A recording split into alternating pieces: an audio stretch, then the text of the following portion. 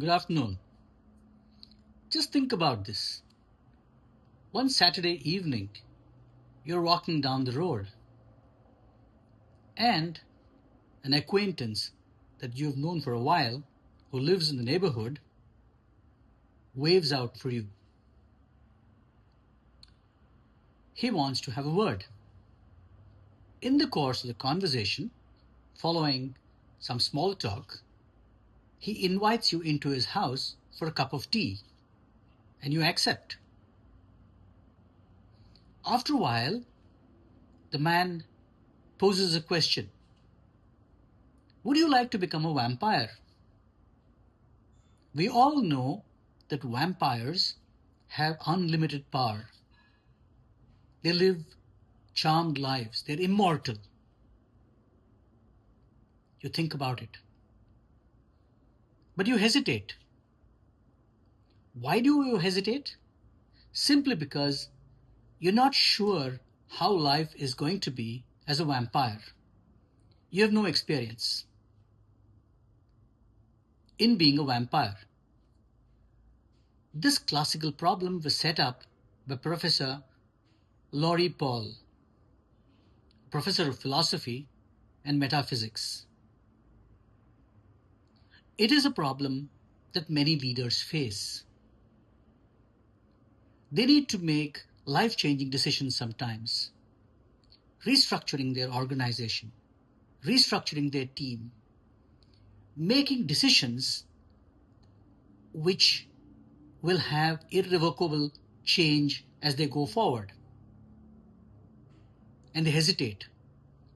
Is it worth doing or not? Because once you go down that path, there's no coming back. You're changed forever. Just as the vampire in Professor Paul's hypothesis stays as a vampire and doesn't become a human being again. So how do leaders get over this problem? Classically, the vampire problem. A similar issue was faced by Arjun on the great battlefield of Kurukshetra during the Mahabharata war. He faced a similar problem. He had to choose whether he was going to slaughter his friends and relatives on the battlefield or put down his arms and betray his own army. What do great leaders do? And there are different answers. Both Laurie Paul and Vedanta says that for answers, leaders need to look within and not without. And you need to base your course of action firmly on your own value systems.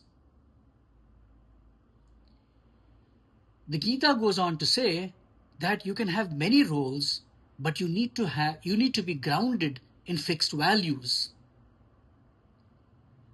which come from a good upbringing. This is an interesting problem that many leaders face. Professor Paul goes on to say that the only way you're going to find out whether a course of action was good for you or not is by experiencing it. She says that take the plunge, experience the problem, and if it changes you, make sure it changes you for the good and not worse.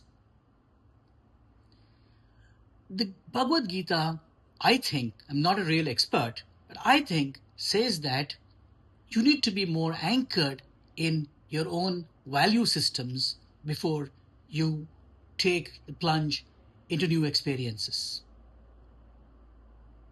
But both of them ask you to act. And I think that is what is important. Leaders eventually need to act. Else, there might be lost opportunities. They need to act, but ensure that they are rooted or anchored in something, so that they are not totally transformed into a being that they don't recognize. And this is an issue with all of us face.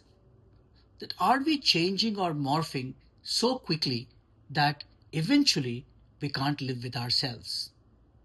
Eventually, maybe that is what happiness is for a leader, whether they can sit comfortably with their own conscience or not. So, next time you have a tough decision to make, think of the vampire problem and think inwards and not outwards. The solution may well lie within you and not outside. Thank you.